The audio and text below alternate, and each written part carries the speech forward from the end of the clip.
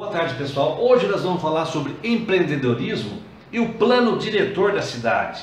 O que é isso, né? O município tem muitas leis. A lei orgânica do município, por exemplo, é equivalente à Constituição Federal, o Código Civil. Nós temos as leis municipais que regem Jundiaí.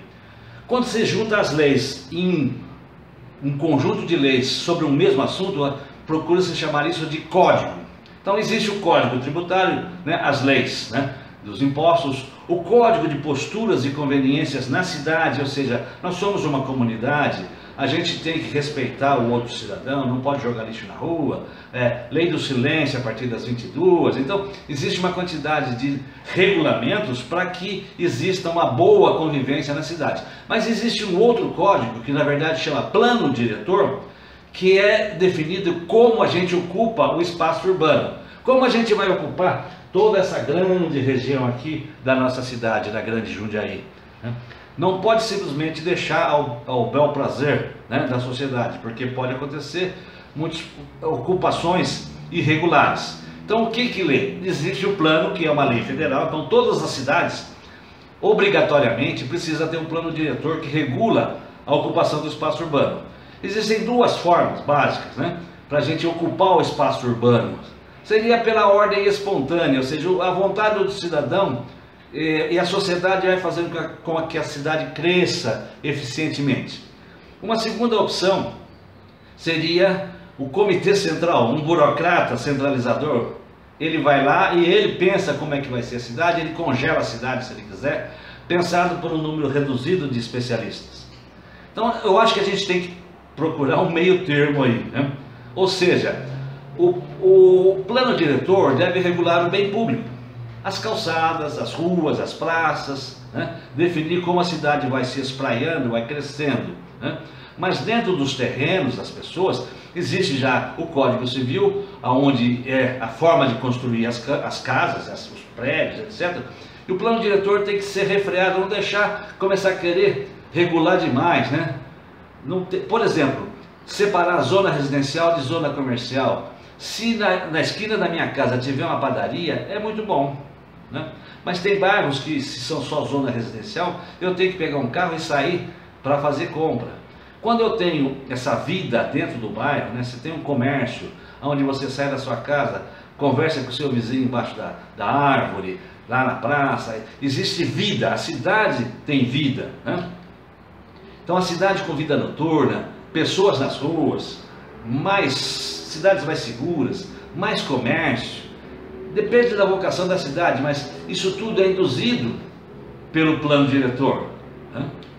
Por exemplo, aqui existe na cidade de Jundiaí um software muito bem bolado, né, pelo pessoal da Sijum, da prefeitura, onde fez um mapa georreferenciado da cidade, e vocês conhecem Serra do Japi aqui, ó, né?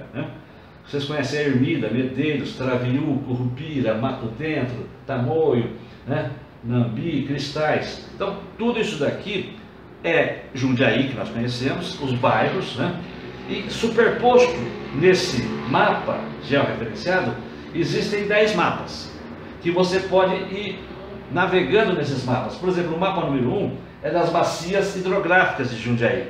O mapa número 2 é dos logradouros e ruas. Ou seja, aqui, ó, logradouros. Então quando você clica aqui, né, você aparece, estão vendo, né, superposto as ruas, né, pela cor do logradouro da avenida, você sabe se é uma via de desenvolvimento regional, é uma avenida grande, diretrizes, né, via de organização do território, são ruas largas dentro dos bairros, né, via de proteção do bairro. Então existe toda uma regulamentação, a cidade tem que crescer de forma organizada, né?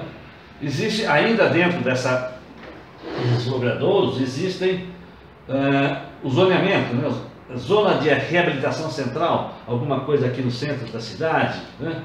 Zonas de proteção da Serra dos Cristais, aqui por baixo, né? Zona de proteção da Serra do Japi. Então está tudo muito bem definido nas leis municipais, como que você vai utilizar esse espaço urbano. Isso é fundamental para que a cidade não se torne uma grande favela.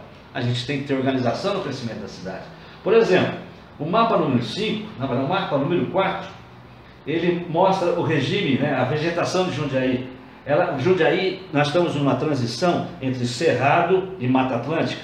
Então, existem áreas em Jundiaí que são cerrados, aqui de baixo é a Mata Atlântica, na Serra do Japi.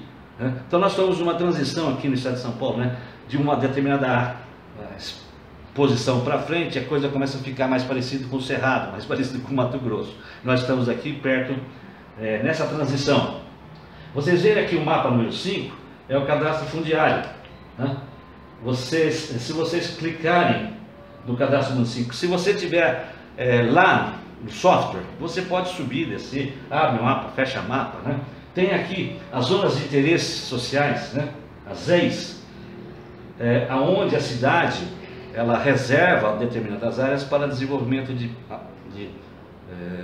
conjuntos habitacionais sociais. Então a prefeitura define isso. Né?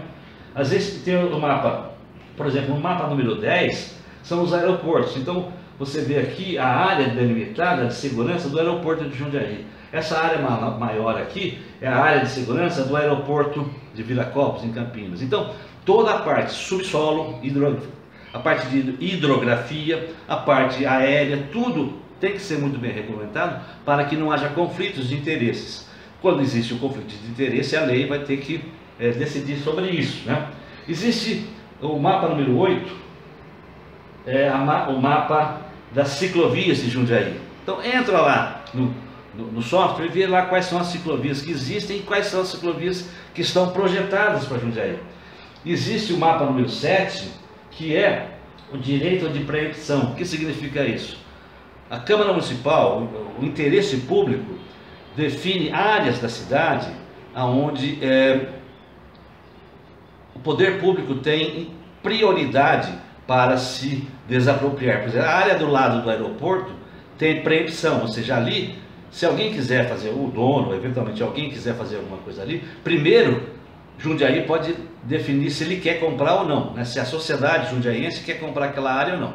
Se a sociedade, se a Câmara, se o prefeito decidir que não, né, votar uma lei, que as coisas são tudo com lei, aí sim você pode abrir mão dessa preempção. Então essas coisas todas, ZEIs, preempção, etc., precisa tomar muito cuidado, porque se a prefeitura começar a errar a mão, logo ele congela a cidade e não deixa mais nada acontecer, ou é ZEIs ou é preempção. Então as pessoas não conseguem mais fazer a cidade crescer. Então isso tudo é muito importante, realmente, a gente ter esse tipo de visão. Entre lá no software da Prefeitura de Jundiaí, né?